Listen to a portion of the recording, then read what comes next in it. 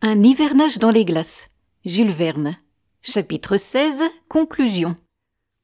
Herming, mortellement blessé, avait été transporté sur un lit par Misonne et Turquiette, qui étaient parvenus à briser leur lien. Ce misérable râlait déjà, et les deux marins s'occupèrent de Pierre Nouquet, dont la blessure n'offrit heureusement pas de gravité. Mais un plus grand malheur devait frapper Louis Cornbutte. Son père ne donnait plus aucun signe de vie. Était-il mort avec l'anxiété de voir son fils livré à ses ennemis?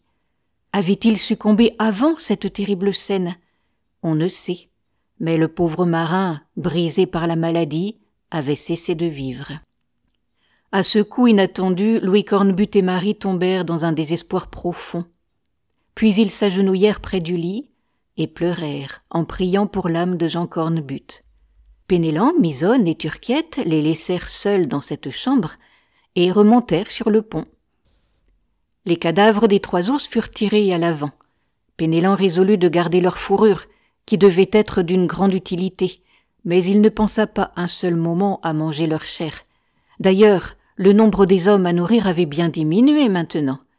Les cadavres d'André Vasling et d'Opic et de Jockey, jetés dans une fosse creusée sur la côte, furent bientôt rejoints par celui de Herming. Le Norvégien mourut dans la nuit, sans repentir ni remords, l'écume de la rage à la bouche. Les trois marins réparèrent la tente, qui, crevée en plusieurs endroits, laissait la neige tomber sur le pont. La température était excessivement froide, et dura ainsi jusqu'au retour du soleil, qui ne reparut au-dessus de l'horizon que le 8 janvier. Jean Cornbutte fut enseveli sur cette côte. Il avait quitté son pays pour retrouver son fils, et il était venu mourir sous ce climat affreux. Sa tombe fut creusée sur une hauteur, et les marins y plantèrent une simple croix de bois. Depuis ce jour, Louis Cornbutte et ses compagnons passèrent encore par de cruelles épreuves, mais les citrons qu'ils avaient retrouvés leur rendirent la santé. Gervic, Gradelin et Pierre Nouquet purent se lever, une quinzaine de jours après ces terribles événements, et prendre un peu d'exercice. Bientôt la chasse devint plus facile et plus abondante. Les oiseaux aquatiques revenaient en grand nombre. On tua souvent une sorte de canard sauvage qui procura une nourriture excellente.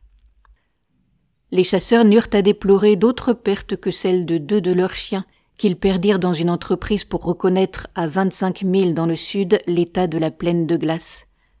Le mois de février fut signalé par de violentes tempêtes et des neiges abondantes. La température moyenne fut encore de 25 degrés au-dessous de zéro. Mais les hiverneurs n'en souffrirent pas, par comparaison.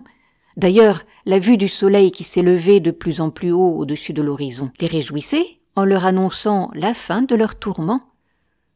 Il faut croire aussi que le ciel eut pitié d'eux, car la chaleur fut précoce cette année.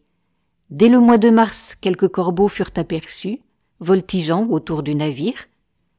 Louis Cornbutte captura des grues qui avaient poussé jusque-là leur pérégrination septentrionale. Des bandes d'oies sauvages se laissèrent aussi entrevoir dans le sud. Ce retour des oiseaux indiquait une diminution du froid. Cependant, il ne fallait pas trop s'y fier, car avec un changement de vent, ou dans les nouvelles ou pleines lunes, la température s'abaissait subitement, et les marins étaient forcés de recourir à leurs précautions les plus grandes pour se prémunir contre elles. Ils avaient déjà brûlé tous les bastingages du navire pour se chauffer, les cloisons du roufle qu'ils n'habitaient pas, et une grande partie du faux pont. Il était donc temps que cet hivernage finît. Heureusement, la moyenne de mars ne fut pas de plus de 16 degrés au-dessous de zéro. Marie s'occupa de préparer de nouveaux vêtements pour cette précoce saison de l'été. Depuis l'équinoxe, le soleil s'était constamment maintenu au-dessus de l'horizon. Les 8 mois de jour avaient commencé. Cette clarté perpétuelle et cette chaleur incessante, quoique excessivement faible, ne tardèrent pas à agir sur les glaces. Il fallait prendre de grandes précautions pour lancer la jeune Hardy du haut lit de glaçons qui l'entourait. Le navire fut en conséquence solidement étayé, et il parut convenable d'attendre que les glaces furent brisées par la débâcle.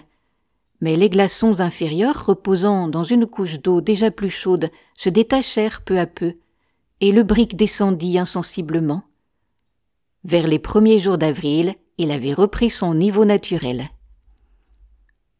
Avec le mois d'avril vinrent des pluies torrentielles, qui, répandues à flots sur la plaine de glace, hâtèrent encore sa décomposition. Le thermomètre monta à 10 degrés au-dessous de zéro.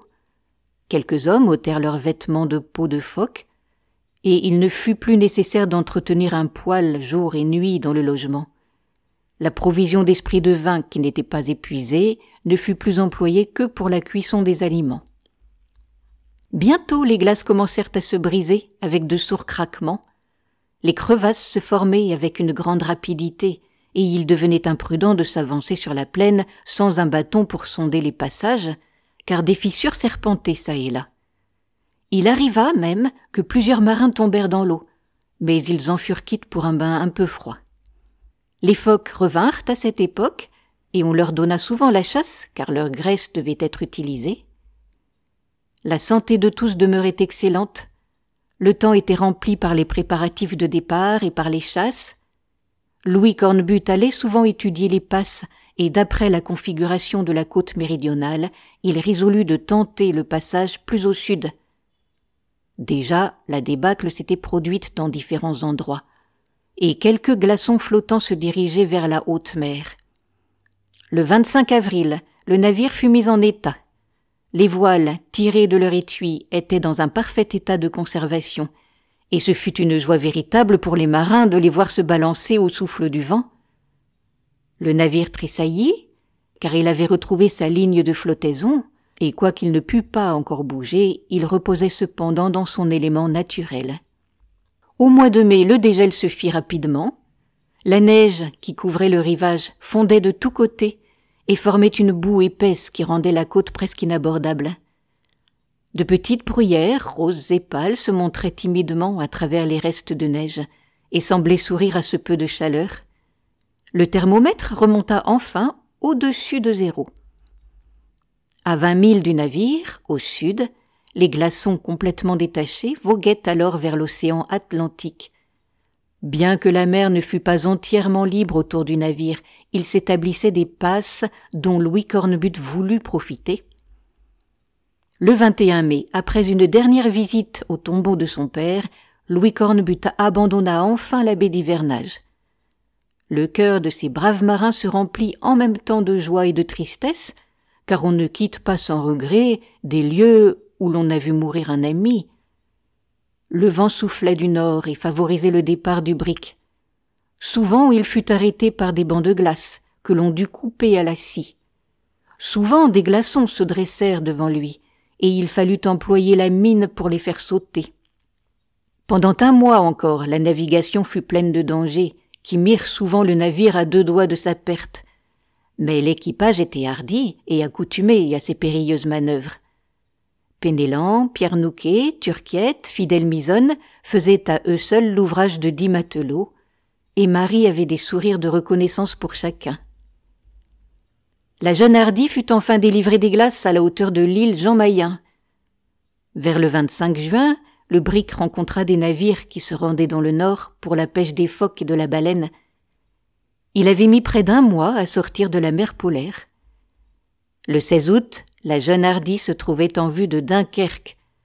Elle avait été signalée par la vigie, et toute la population du port accourut sur la jetée. Les marins du brick tombèrent bientôt dans les bras de leurs amis. Le vieux curé reçut Louis Cornbutte et Marie sur son cœur. Et des 2 messes qu'il dit les 2 jours suivants, la première fut pour le repos de l'âme de Jean Cornbutte, et la seconde pour bénir les 2 fiancés, unis depuis si longtemps par le bonheur. Voilà la fin de l'histoire. Vous pouvez retrouver Histoire et Poésie sur ma chaîne Entendre lire.